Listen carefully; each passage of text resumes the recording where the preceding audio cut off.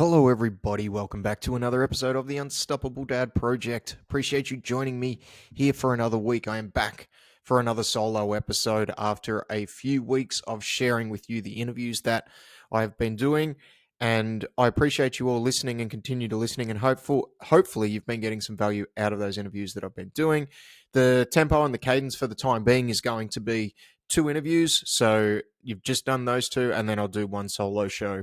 And I'm kind of going to keep that cadence up for a little bit and just see how it goes. But let me know your feedback. Send me through some questions. Send me through some people that you'd like me to interview. Just send me through any suggestions, any feedback, or if you're enjoying it, just let me know.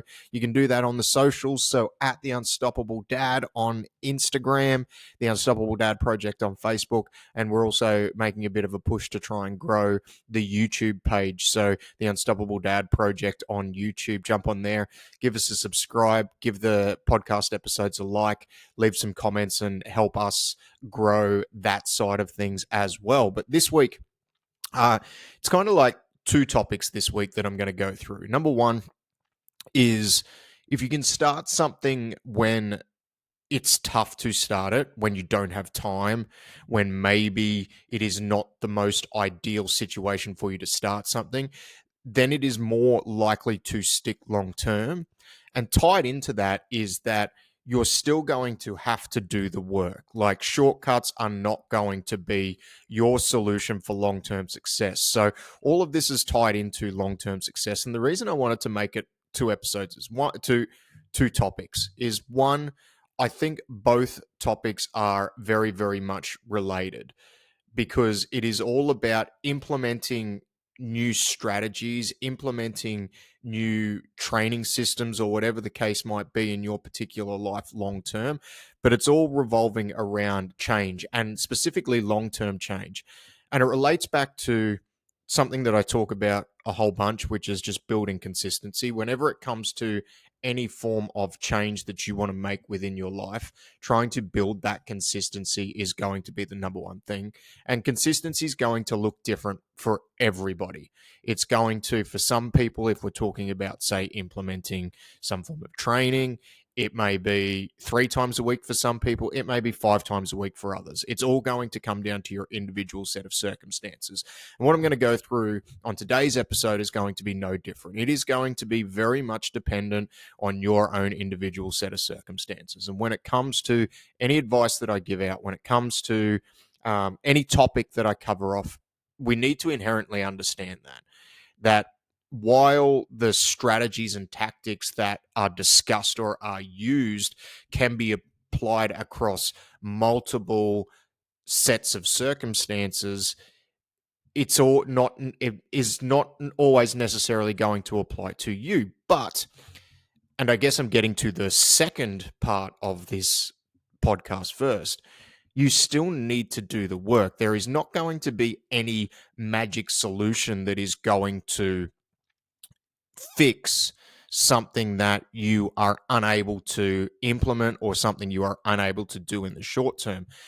And the reason I'm bringing this up this week is I've had a couple of reoccurring conversations with people specifically around injuries. And given the type of people that I work with, we're talking about predominantly men, but also women in their 30s and 40s. Generally, their parents, they've got a lot going on. They've got jobs, they've got kids, like at different stages of their kids' lives, but there's always a lot going on. Everyone's busy, and that's just the reality of the world and the reality of life. But they want to start spending some time for themselves. They either think that their physical well-being starting to slip. They think that maybe their mental well-being starting to slip because they're unable to do that. But they want to start to implement these things. But one of the things that has held them back is injuries, like prolonged injuries. And I'll share a story. There's a gentleman that I coach who he has a little bit of plantar fasciitis going on. And it's only just started in the last couple of weeks. So we've started, and there's a whole bunch of things that may have contributed to that. Work shoes, lifestyle choices, you name it, it's probably a factor that's kind of started to cause this inflammation around his feet. And he's tried a couple of different things, and he's getting some suggestions from not professionals, but other people that he should be going and getting a cortisone injection. Now, before I go down this rabbit hole, let me just preface this by saying sometimes it is needed to do that. It is not. I'm not saying this to completely shit on the fact that some people take cortisol injections for particular inflammation within their body, which is causing them potentially debilitating pain. It is not to dismiss that at all. It is just talking about this particular context and the fact that it is very, very early on in the piece. We haven't even tried too much. We haven't even done a lot of work in order to correct it. And our conversation has been around, and he's definitely on board with this, is that we've got to try a few things first before we just go down the path of just jabbing ourselves. Now, no one from a professional standpoint, physiotherapists or anything like that, has actually recommended that at this point. But there has been a lot of people, a lot of noise in his immediate circle who are suggesting to him that this is the path that he should take. And for me, that's kind of the last door that we should look into. But before we get to that last door, there is a lot of work that needs to be undertaken in order to get to that part. And a lot of people that I come across are very quick to pull the trigger on the last door without actually exploring the initial avenues that they need to in order to get to that point. And brings me back to my second point, like the work has to be done at some point. It doesn't matter whether it's the same as when it comes to having a good base level of fitness or having a reasonable level of strength. In order to get those things, there has to have been some work done at some point in order to build that capacity. There isn't at this point, and this may change as we delve into what is happening within medical science and especially like biology, what's becoming more available to us at this point in history. But at this point, there is no magic pill to increase your fitness level or increase your strength level. The only way to do that is to do the work. And sometimes we need to take the same mindset and the same approach with other areas if it pertains to injury. We have to understand if we get injured, as much as it sucks, and there is a mental element that needs to be overcome. And I've done a few episodes on steps that you should be looking at mentally and physically if you are injured. But we have to go into the rehab process with the understanding that if we actually want this to succeed long term and not just take a short term fix, like potentially a cortisone injection should be for some people, and some people may need the cortisone injection initially, but then they do the work in the background to improve underlying issues, increase their strength, address movement deficiencies, and do all that work in the background so that they don't need it again, or that so the likelihood of the injury reoccurring is lessened, or if it does reoccur, the severity is diminished. It's not as bad when it does reoccur. But in order to get to that point, you have to do the work, and the work takes time. Doesn't matter whether you're building a business, whether you're even working on your own mental health, right? Like it's not it's a process. It's something that you've got to undertake, and you've got to do the work, and you've got to really commit to the process of becoming better at it. And this is something that keeps coming up a lot in conversations that I'm having is people are busy. Everybody's busy. And it's varying degrees, right? And some people know, and we can talk about priorities and prioritizing their time correctly, core values. Joey did it. We did the episode with Joey that was released last week where he spoke about like his take on core values, which was really good. So if that's something that you're struggling with and you kind of want to get something down on paper for yourself, go back and listen to that. But when we can talk about all that stuff, and that's all very well and good and having our ducks in the row, but then we've got to make sure that we prioritize the time in order to do the work that's necessarily in order to move things forward, whether it's injury rehab, whether it's working on our mental health. Like we have to commit the time to do it. And when we're busy, it's very hard to sometimes justify that time in our own mind to move these things forward because we think that everything else is so important. And I personally believe that nothing's more important than yourself. You can't serve your family well if you are not in a good headspace, if you are not in a good physical space, like if you're struggling with those things, you need to really prioritize the time to address those things, because that's going to be bleeding into every other area of your life. Whether you recognize it or not, it is going to do that. So you do need to, at some point, make the decision to prioritize that time. But because we're all busy and we've got a lot of things going on, it can be sometimes hard to kind of take a beat and go, all right, what, like, I can start this thing now, or I can do this thing. And the second point of today's episode is, if you start something when you are busy, it's going to be more likely to stick.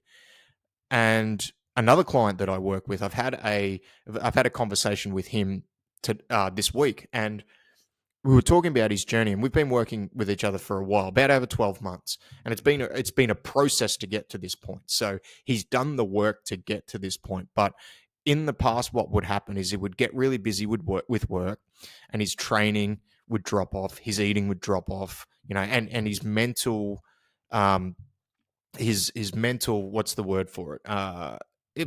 His happiness with where he was at with his progress, with his health, would dip as well too. And you could tell, like, we would do weekly check-ins, we'd do weekly calls where we'd check in, we'd see how everything's going, and it was more just a general chat around, like, what are the steps we need to do for the next week in order to move things a little bit forward. And over the last 12 months, we've gradually got to the point where, at the moment, he is super busy. He has so much going on with his work that it is like he's still struggling to find time, but he's doing the things that he's set out for himself to do. He's ticking the boxes when it comes to his training. Now, we've made some pretty major changes within his training, where what we do is we actually only do 6 15-minute sessions a week. And that's seemed to work very well for him. And this comes back to one of the other points I've made today, and I constantly make, like, context is important, and having a plan that's going to work for you. Like, there is an element where you're going to be able to find time. We just need to work out what that is and how that fits within your life. Because some people, it will be 15 minutes, 6 or 7 days a week. Others, it might be 30 minutes, 4 days a week. Some other people might be lucky enough where they're going to be able to find an hour to 90 minutes 3 times a week. It's going to be different for everybody. And then having a plan that all you need to do is act on is going to be that thing that is going to help. And if you can implement that plan when you are hyper busy, and this links back to the conversation we were having, where he knows in 2 weeks' time, things are going to start to ease off for him a little bit. He's going to have a bit more breathing space, has another staff member starting, like, all these things, he's ticking all these boxes, and he recognizes this, and he knows, like, hey, I'm still doing it now when it's busy. How much easier is it going to be when I get quiet? And we've finally started to turn that corner after he's done all this great work over the last 12 months, where it's like, all right, we're looking down the barrel of this becoming part of his life, and he's started to build that consistency after times where it's dipped and it's flowed, and maybe he hasn't been as consistent as he's liked, and as a result, he hasn't gotten the results that he's wanted. And now we're starting to rebuild that consistency across a couple of different areas as it pertains to his overall health and well-being, and he's doing amazingly well. But we've come to that realization that rather than throwing the baby out with the bathwater when you are so busy, you need to make a concerted effort to make it work. Because if you can make it work while you are busy, it is going to fit, and it is going to become much easier when you are not, rather than the flip side of that, which is what a lot of people do. And I can speak to this from experience, not only from the people that I've coached and seeing it over the last 15 years, especially when it comes to training, like the number, I'll start this when it's a little bit quieter. When I get to this point, and there is always going to be something that comes up, right? Like, the amount of times that I've heard, I will do this when it gets quieter, or I will start this when this happens. And the reason they want to start this, because they know it's important to them. They're not being forced to start it. Like, it's important to them.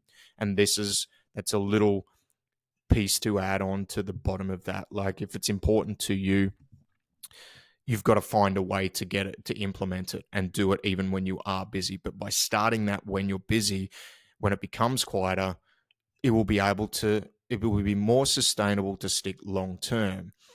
And all too often, we never start, and we just keep putting it off because things keep coming up. The thing that's making us busy right now may not be the thing that's making us busy in 8 weeks' time, but there's probably going to be something else that's going to be making us busy. Another one of our kids has another commitment, so that's going to make us it's making us busy in a different way. And yes, sometimes we just do need to hold off for a week or two. But if you are in that mindset where you're like, hey, I'm going to hold off until this thing finishes, put a date on it. Like go into like on this day, I am starting back regardless of what happens, rather than what I tend to see a lot of is when things quieten down, I'll do it, because that is not, you're not holding yourself to a standard at that point. You are just giving yourself something in the future where you don't have a date and you're not quite sure when it is, and you need something to stick to, and then you need to follow through with it. Like everything we've talked about on the past here, if you want to start to build self-confidence and you need to build a track record of sticking true to following through what you said you're going to do. And sometimes you're going to do something for 6 weeks and maybe it's not a good fit for you, and that's okay. But at least you've tried. At least you've done the work to be able to make an informed decision on the fact that needs to, maybe you need to pivot and you need to try something else. And even that's okay. But the underlying thing is you still need to do the work and you still need to give it a go for a reasonable period. When it comes to like training and health stuff, like my rule of thumb is like a minimum 12 weeks. You need to give things a minimum 12 weeks to see if it's actually going to stick, because 1 or 2 weeks is not enough to get a to get any evidence that it's going to move anything in a favorable direction for yourself. 12 weeks as the bare minimum. If you can commit 6 months to something, if we're looking at it from a straight training point of view, it doesn't matter if you get to the end of it and you're like, I don't really enjoy that, I'm going to go try something else. If you've done something that's well structured, if you've done something that you've been able to be consistent with, there will still be a payoff for you. There will be potentially improved fitness, improved strength. Like you will still have a payoff with that after 12 weeks or 6 months, even though you've gotten to the end of it and you're going, you know what?